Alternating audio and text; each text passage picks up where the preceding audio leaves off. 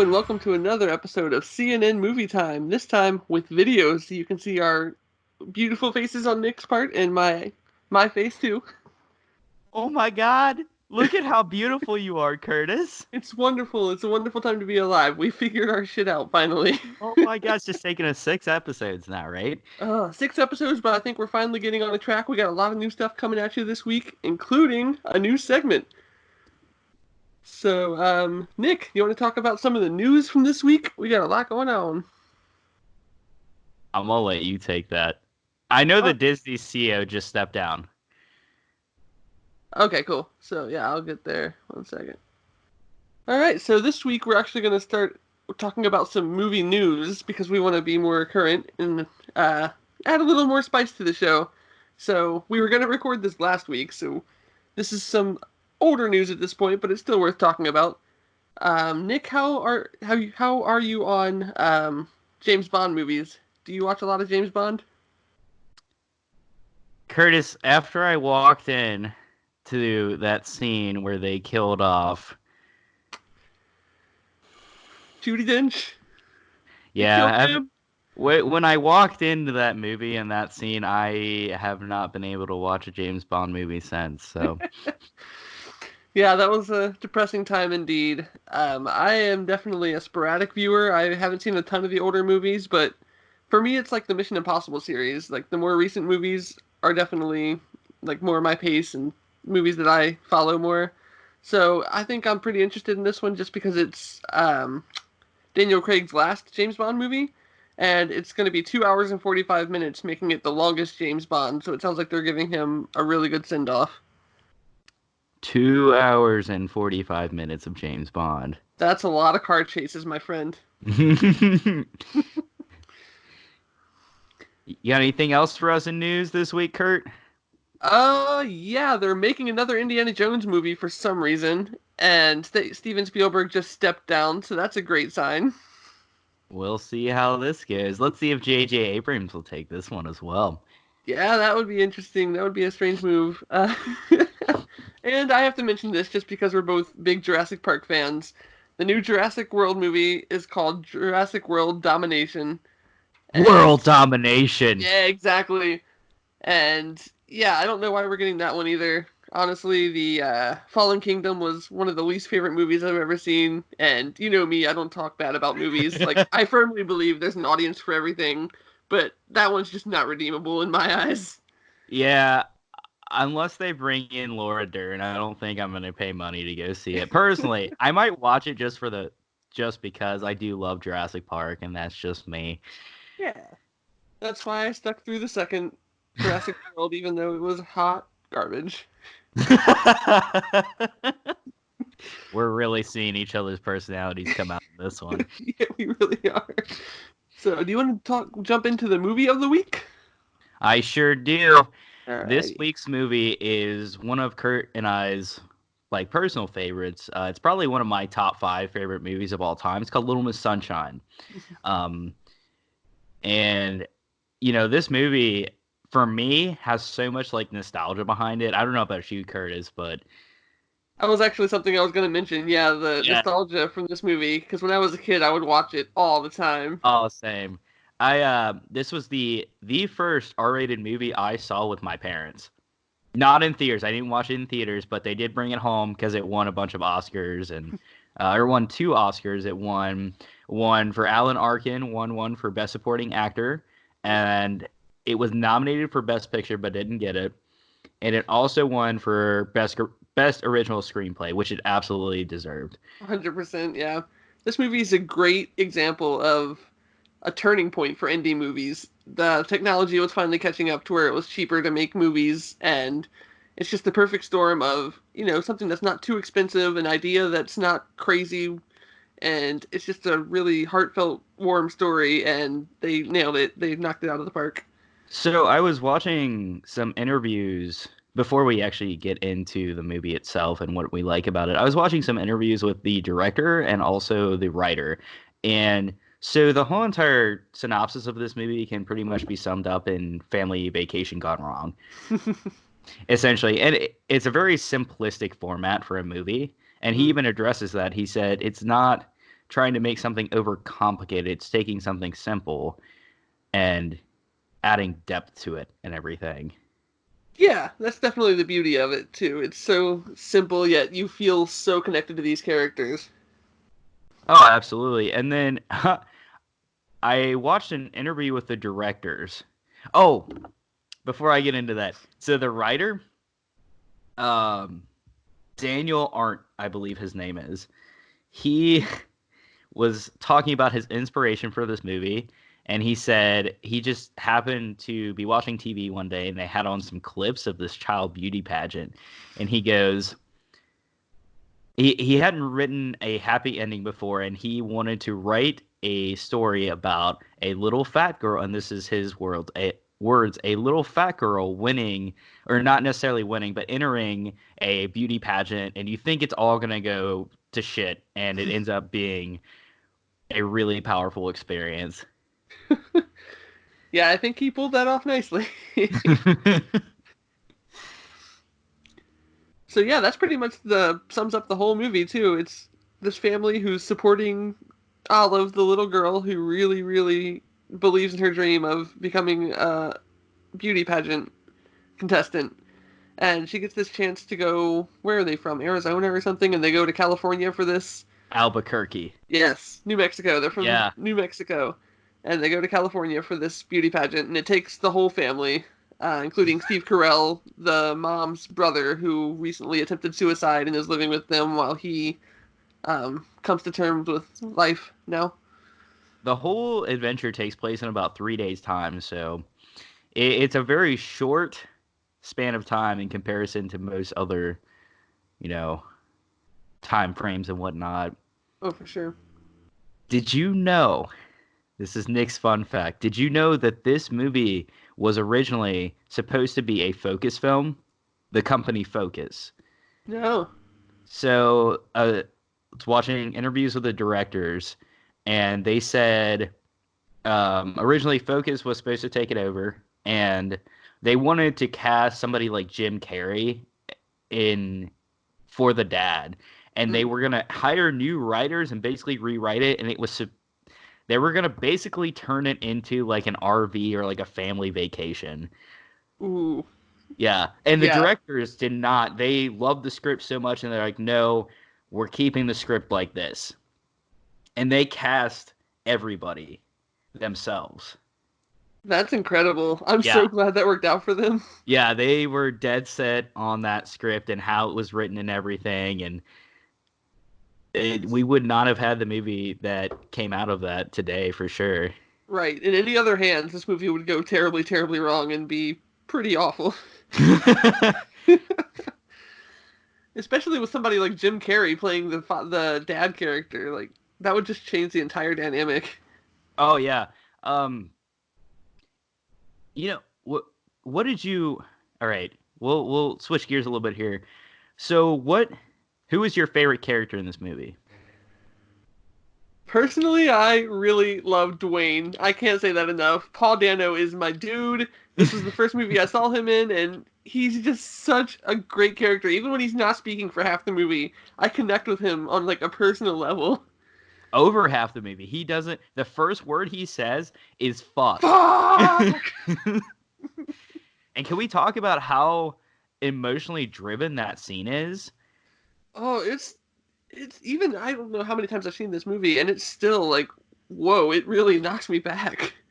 He is so incredible, and I think this is probably one of the first things he did, so props to Paul Dano. That was it was such like an emotionally driven scene in general, and up to this point, yeah, we'd had some big hard-hitting emotional moments, especially because that's right after Grandpa dies. So we're already in this mindset of like shit has been hitting the fan since they left. That's definitely something I wanted to hit on in this movie, is how well it's structured. It starts off with small things, and it's awkward situations, and then the awkward situations lead to worse situations, and it just snowballs until it becomes this massive clusterfuck. It's so well written. everything about it, it's just Olive is the one person in the family that brings everyone together as a unit, and they all set aside all of their stuff because they love Olive so much. Yeah, 100%. These are people that would not get along well unless they had that glue to hold them together. Even in a family setting like that, they would be at each other's throats. You know, what is your favorite scene in this movie? My favorite scene. It depends because a lot of scenes hit differently for different reasons. Like one of the scenes that always sticks with me is the conversation. Um, Frank, is that Steve Carell's character? Yes. And Dwayne have on the boardwalk, like right before Olive has her competition. That scene is like the emotional powerhouse of the movie. Comedy wise, they just keep coming. There's the chicken scene with the grandpa. As the first line he says in the entire movie is every night with the chicken. Every night with the fucking chicken. That scene was incredible, and I just want to point out when they're eating and they go to have dessert, Toni Collette goes to hands out popsicles. She literally takes the popsicle and bites the tip off and chews it. Who chews a popsicle? Give that woman an Oscar for that alone. Her teeth had to hurt so bad. But that also shows how stressful the scene was and how tense that situation was. She was just like, all right, I just need something. I've definitely been into a popsicle before. Bitten it, but she truly chews it like it's meat or something. It's insane. I love it. Oh my god, she was such a underrated part of this movie as well. Yeah. She's the backbone of the family. If Olive's the glue, she's the one that's working to wrangle everybody in and keep everybody sane because that's her whole goal in this movie is to keep her family and everybody happy.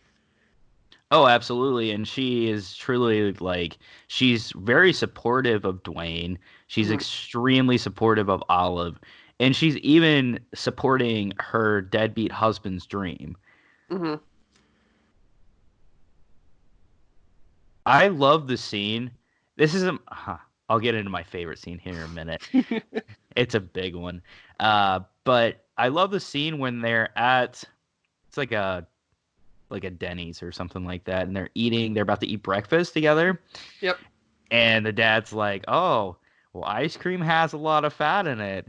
Do you want to be fat, Olive?" Yes. And, she immediately shuts him down, and I absolutely love the dynamic between Alan Arkin's character as the grandpa and Olive.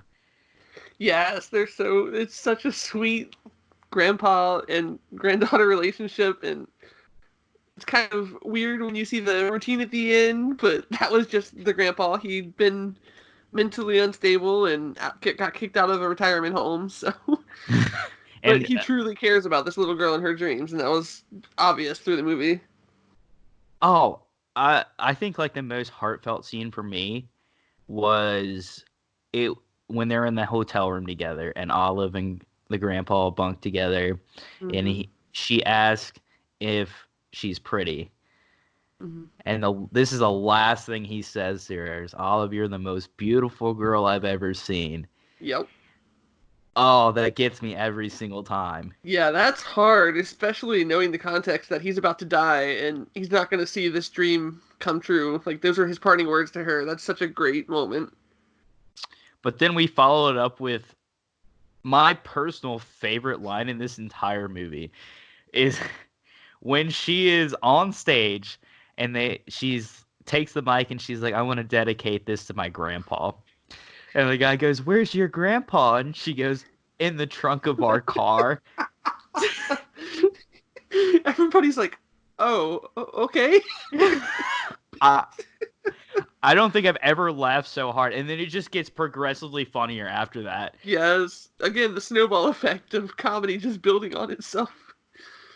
Did you know that? Oh, go ahead. I'm so sorry. I was just going to say, that dance scene alone would have been great, but it's everything that's happened in the movie leading up to this moment that really builds and escalates that scene. And she puts so much passion into it. She is so happy to be there, and she truly has this drive and passion, and she gives it everything, and I'm like, yes. Abigail Breslin is great in that movie. I haven't seen her in too much since then, but oh, she was so great Dude, she for being was as young as she was. yeah, she was like 7 or 8 years old. And I was watching some interviews. Tony Collette said that she was so professional, showed up on time, knew every single line Mhm. for like a 7 or 8 year old. Yeah, that's impressive. I'm Yeah, surprised she hasn't had a bigger career. I've seen her in things, but never big movies after that, and that's pretty shocking to me. I know. I mean, she was in My Sister's Keeper, Zombieland. Hmm. Um, she's been in quite a few things. She's just pretty like low key though. Yeah, the most recent one I can remember was called The Call, and it had her and Halle Berry, and she was Stuck in the kidnapped, and trunk of Halle the Berry. car, Yeah, yeah, just like Grandpa. yeah. Yep. Okay, can we talk about the van in this movie? Because the van is a character in and of itself. This shitty van that's falling apart and gets progressively worse. It Just like has the so much family. emotion. So it starts off, the gear shift breaks, right? And they can't change gears, so if they're moving, they have to keep moving. So that happens, and then we have the horn when Oh he lays my on the horn, and the god. horn won't stop going off. And then that's after the grandpa is dead, so they get pulled over for the horn going off. And the cop is distracted by the porn magazines and doesn't notice the dead body in the back of the car. And then at the end, the door falls off. So it's just this porn van goes through it all, just like the family. It's literally a visual representation of what this family goes through. It is an actual member of the family too. You could absolutely argue that. Yeah, 100%. It keeps the family together, and I love this the shots inside the van as well Hmm. because it's all it a lot of it's kind of shaky Hmm. as well, so you kind of see that unstableness, and the camera itself is very much so a character in this movie as well. Hmm. I'd agree. You really feel like a family member, and this I saw this forever ago. I didn't watch it recently, but something about how they filmed those scenes, and a lot of times it was just a cameraman laying down in the back of the car or wherever they were, and like hiding from the shot. It's it's really impressive. So, speaking of cameramen, I think it's time to get into this is probably the most pivotal scene in the movie. We've had so much build up and whatnot, and my favorite scene in this entire movie is at the hospital after Grandpa's been pronounced dead. Mm, And this is such a pivotal scene because this is the first time in the movie that like earn respect for the dad. yeah, yeah, I fully agree with that. When I first started watching it, I was like, man, this dad's a piece of shit. I forgot how bad he was, and then through his arc, after his deal goes through and he kind of gets played by this guy, I really came around again. Yeah, because he's so dead set at this point on doing this for Olive, and this is the point Hmm. when he steps up as a father figure. Yeah, until this point, he's been so selfish and focused on what he needs because it's the money, it's providing for the family. But now that that's out the window, he says, "Screw it, we're gonna make this happen. We're gonna make our little girl's dream happen. We'll And figure that, out the rest afterward." oh my god, that whole entire scene was filmed handheld, Yeah. and you're literally sitting, and this is probably the point that to me most feels like the camera's a character because you start panning Hmm. like you're looking around the room at reaction shots from everybody Yeah. while the dad is sitting there like we're gonna take his body out the window. Everybody's like, "Wait, what? No, we're Yeah, doing this." yeah. And the writer actually said that this scene he knew he was going to lose about 20% of the audience at this scene because he was like, this is so ridiculous. I cannot believe I just wrote this. And he followed through with it, and he's like, this is either going to look absolutely beautiful or make absolutely no sense, and it's just going to look stupid. But I think they pulled it off for sure. Like, it's just so, like, ridiculous and far-fetched. But Hmm.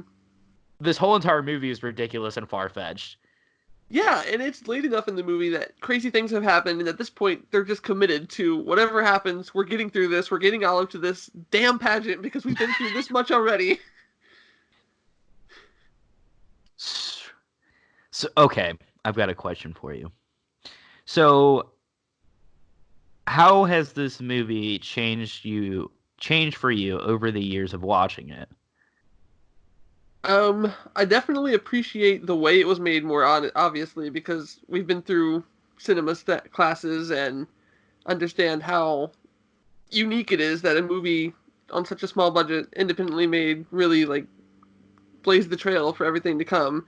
But honestly, I just relate to the older characters more than I did when I was a kid. I was like, man, Dwayne's the only good one in this whole bunch, and now I see Frank for the beauty of his life, and I see how hard the mom's trying, and the dad is trying to provide for his family, and I connect with the characters on a different level because I'm more mature as a person. And um each and every one of them has their own struggle that they go through, and they actually go through their own quest. Hmm. And I think Frank was such a hard-hitting character because he very much so like us, like we're just thrown into this movie. Hmm. There's no the beginning of the movie doesn't really have a whole lot of dialogue. It's very much so sound effects Hmm. and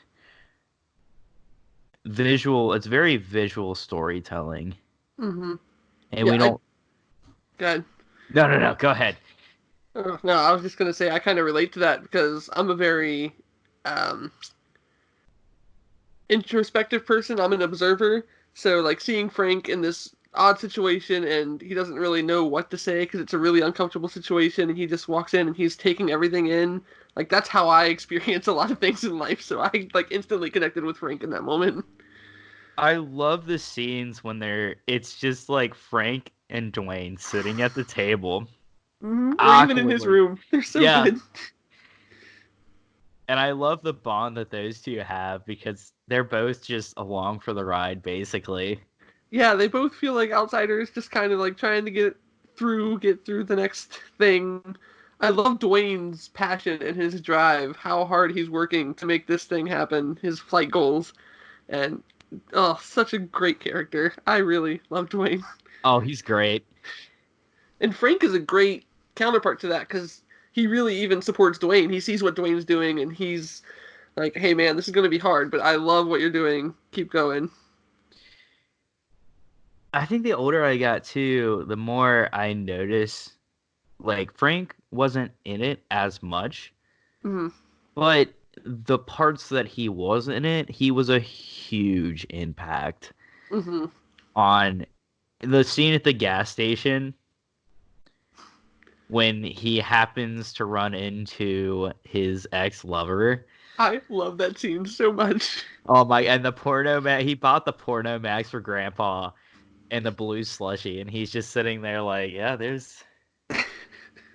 how are you? Yeah, I hope that's going well for you, yeah? Oh, that must be nice. I didn't just try and kill myself or anything. Mhm. Yes. I definitely connected with that awkward situation more at this point in my life than I did when I was a kid. It's too real. Just trying to hide the insanity of the situation you're in that moment is so great. Oh, My God. Is there anything else you wanted to add? let me think. I could go on for days about this movie, honestly, but It's I know so we are good. getting running a little long. Um, let's talk about the dance scene where everybody gets up on stage. How can we not talk about the dance scene because The it is climax. the most iconic part of this whole movie. Hmm. Like if people who haven't even seen the movie have seen this dance scene because it is the most like far-fetched, ridiculous thing you would ever expect to believe. This little girl who is like 7 or 8 years old on stage rips her pants off to Super Freak by Rick James. In any other movie, this scene would not work. Nope. But as I've been talking about, like everything building up and all the situations coming together, this is the peak of the mountain. This is the top craziest thing that you can imagine, and it feels justified because everything's been building up to this moment, and you're like, of course, this is where it's going to go. Yep. But it's not just a great scene for that. It's such a great moment for every character because every character's arc is wrapping up. So everybody's really disturbed by this little girl dancing on stage. And the dad is the first one to jump up, get up on stage, support his daughter, say screw you to the security and everybody trying to get her off the stage. And that just brings the rest of the family up. Their arcs they all needed that dance for one reason or another. And it's the perfect wrap up for every single character. I love after where you're sitting there with them and you just see they're sitting there on the benches, and on the other side there's a security officer talking to the main lady who didn't want them to enter in the first place. And we're just going to have to ask you to not enter your child ever again in Little Miss Sunshine pageant or in California. And they're like, I think we'll take that. Yeah, right. After everything we've been through, fine. Yes, we will deal with that. Oh, boy. I think that is the perfect ending to this movie, and I love that they didn't drag it on afterwards. Mm-hmm. They get back in the van, into their lovely van. Poor van. Their poor van. Grandpa has gone to a funeral home, and they go on their adventure home while the horn is still... Meep, meep, meep. It also sounds like the horn's dying, too, which adds a little humor to it. Like, it doesn't sound like a healthy horn at all. No, absolutely not.